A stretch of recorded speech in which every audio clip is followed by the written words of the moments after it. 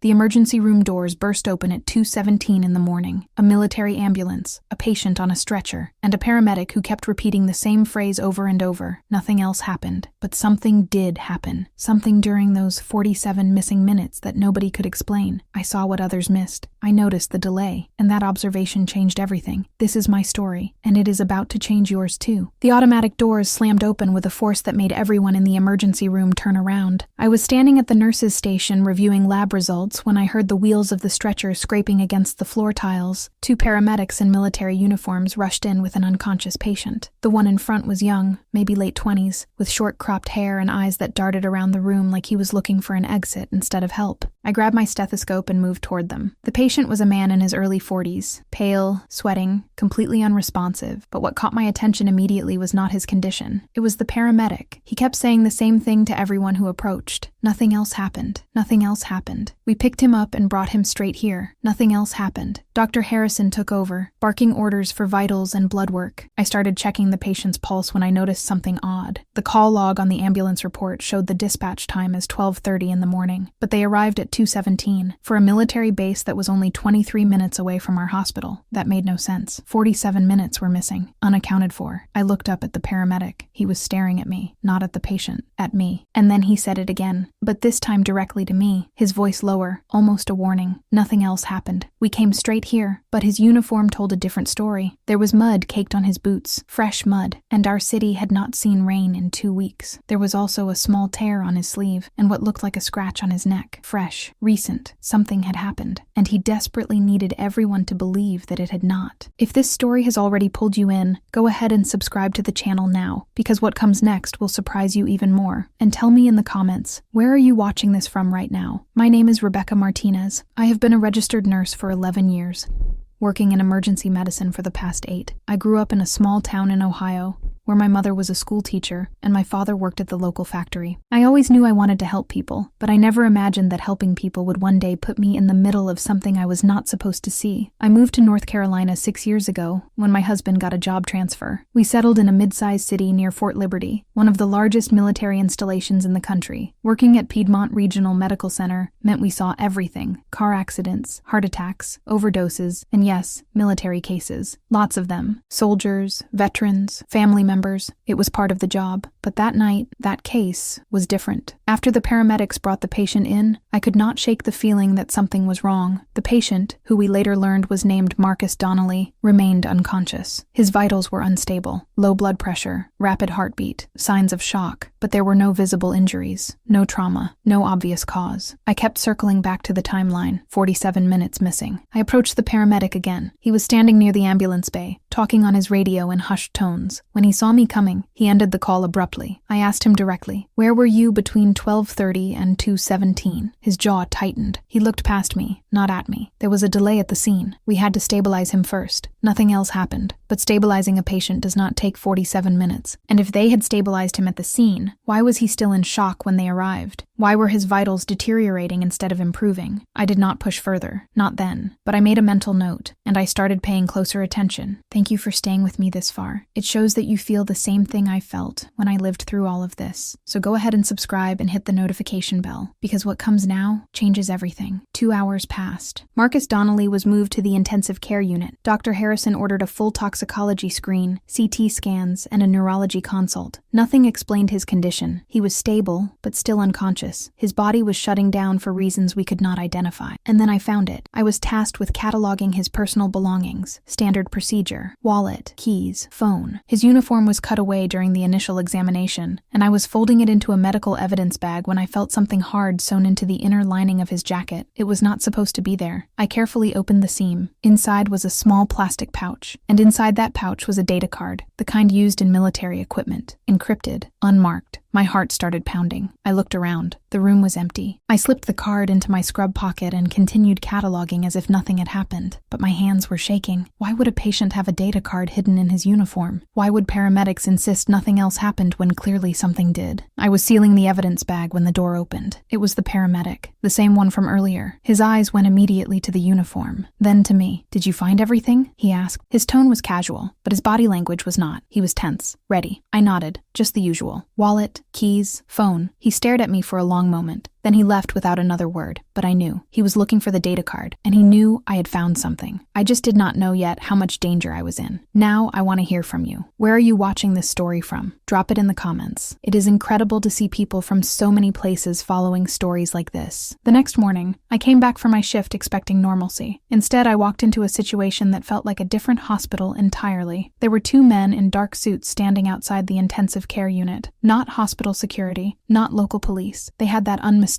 look. Federal agents, or military intelligence, maybe both. I approached the nurses' station and my colleague Denise pulled me aside immediately. They have been here since 5 a.m, she whispered. They took all of Marcus Donnelly's records, medical files, imaging, lab results, everything. And they want to talk to everyone who had contact with him last night. That means you. My stomach dropped. The data card was still in my locker. I had not known what to do with it, so I had hidden it. Now I realized that might have been a mistake, a big one. One of the men in suits approached me. Are you Nurse Martinez? I nodded. I need you to come with me. We have some questions about the patient from last night. He led me to a private conference room. The other man was already inside, along with someone I did not recognize, a woman in a military uniform, high rank. She did not introduce herself. She just started asking questions. What time did the patient arrive? What did you observe? Did the paramedics say anything unusual? Did you notice anything out of place? I answered carefully, honestly, but I did not mention the data card. Something told me that if I did, I would not leave that room the same way I entered. Then she asked the question that made my blood run cold. Did you remove anything from the patient's belongings? I looked her in the eyes. No, I cataloged everything according to protocol. She stared at me for what felt like an eternity. Then she stood up. If you remember anything else, you contact me immediately. She handed me a card. No name, just a phone number. And then she said something that I will never forget. Some things are classified for a reason, Nurse Martinez, for your safety and ours. Do not go looking for answers that you are not cleared to find. Let me ask you something. Have you ever had to hide something or stay silent about what you saw, even when every part of you wanted to speak up? Tell me in the comments. I want to know if you understand what I was feeling. I could not let it go. That night, I went home and stared at the data card sitting on my kitchen table. My husband asked what was wrong. I told him it was just a rough shift, but the truth was, I was terrified and curious, dangerously curious. I knew I should turn it in, pretend I just found it, but something stopped me. If they wanted it so badly, there was a reason, and that reason might be the key to understanding what happened to Marcus Donnelly. I started digging, not into the data card itself. I did not have the equipment or the knowledge to access encrypted military files, but I started looking into the pattern. I went through our hospital records for the past 6 months. I was looking for similar cases, military transports with unusual delays, patients with unexplained conditions, orders for silence and restricted access, and I found them. 4 cases in the past 5 months, all brought in by military ambulances, all with gaps in the transport timeline, all with the same paramedic team, and all with follow-up visits from federal agents or military personnel demanding records and silence. One patient had died. The official cause of death was listed as cardiac arrest, but the attending physician had noted in his personal observations that the symptoms did not match. He had been overruled. I printed everything I could without raising suspicion. I made copies. I took photos on my personal phone. And then I realized something that made my hands shake. One of those cases had occurred on a night when Denise was working. I found her the next day during our break. Did you remember a military patient back in July? She asked. Around the 15th, she thought for a moment. Then her face changed. Oh God. Yes, I do. He came in unconscious. Same thing. They told us not to ask questions. Did anyone follow up with you after? I asked. She nodded slowly. A man came to my house 3 days later. He said he was from base security. He asked if I had noticed anything unusual. I told him no. He told me to keep it that way. Rebecca, what is going on? I did not answer, because I did not know. But I was starting to suspect that whatever this was, it was bigger than one patient, bigger than one hospital, and I was in the middle of it. It started small. A car that seemed to follow me home from work. The same dark sedan parked across from my house 2 days in a row. I told myself I was being paranoid, that the stress was getting to me, but then my phone started acting strange. Calls dropping, static on the line, text messages that I sent but that never delivered, or messages that arrived hours late. My husband noticed too. Are you in some kind of trouble? He asked one night. I did not know how to answer. I wanted to tell him everything, but I also wanted to protect him. The less he knew, the safer he would be. So I lied. I told him it was nothing, just work stress, but he did not believe me. And honestly, I did not believe myself either. Then it escalated. I came home one evening and immediately knew something was wrong. The front door was locked, just as I had left it. But inside, things were different. Subtle things. My laptop was closed, but I always left it open. Papers on my desk were stacked differently. A drawer in my bedroom was not quite shut all the way. Someone had been in my house. They had been careful, professional. But they had been there. I checked everything. The data card was still hidden in a bag of rice in my pantry. An odd place, but that was the point. My printed records were still tucked inside a cookbook on my shelf. Nothing was taken, but the message was clear. We know where you are, we know what you have, and we are watching. I did not sleep that night. I sat in my living room with the lights off, watching the street through the window. And sure enough, at 2:30 in the morning, a car pulled up. It idled for 10 minutes. No one got out. Then it drove away. I was not paranoid. I was being followed, monitored, warned. The next day at work, I was called into the nurse manager's office. She looked uncomfortable. "Rebecca, I received a call from hospital administration. There have been concerns raised about your access to certain patient files." "Concerns?" I asked. "What kind of concerns?" She did not meet my eyes. "They said you have been reviewing records outside your assigned cases, that you have been asking questions about military transports. I need you to stop. This is coming from the top. Do you understand?" I understood. Someone was watching my every move, and they wanted me to know it. I was about to give up, to let it go, to pretend I never saw the data card, never noticed the delays, never asked the questions. But then James found me. James was a physician assistant who had worked at our hospital for almost 15 years. He was quiet, meticulous, and well-respected. I barely knew him. So when he approached me in the parking lot after my shift and asked if we could talk somewhere private, I was immediately on edge. We ended up at a coffee shop 3 miles from the hospital. He did not order anything. He just sat down across from me and said, "You are looking into the military transports." I froze. "How do you know that?" He leaned forward. "Because I did the same thing 2 years ago, and they came after me too." He told me everything. 2 years earlier, he had treated a soldier brought in under similar circumstances, unexplained illness, missing time, paramedics who insisted nothing happened. James had found inconsistencies in the medical record. He had asked questions, and then men in suits showed up at his house. They threatened his medical license, his career, his family. They told him that if he ever spoke about the case again, he would lose everything. "So why are you telling me this now?" I asked. He pulled out a folder. "Because I kept copies. I could not let it go. And over the past 2 years, I have been quietly documenting every similar case that comes through. There is a pattern, Rebecca. A clear, undeniable pattern." He opened the folder. Inside were dozens of documents. Patient files, transport logs, incident reports, all showing the same thing. Military patients brought in with unexplained conditions, gaps in transport times, follow-up intimidation. "But there is more," he said. "I tracked down one of the paramedics, former military. He left the service 6 months ago, and he told me something that will change how you see all of this. These patients are not sick. They are not having medical emergencies. They are being used." "For what?" I asked. He looked around the coffee shop, then back at me. "Human testing, experimental protocols, things that are not supposed to be happening on American soil.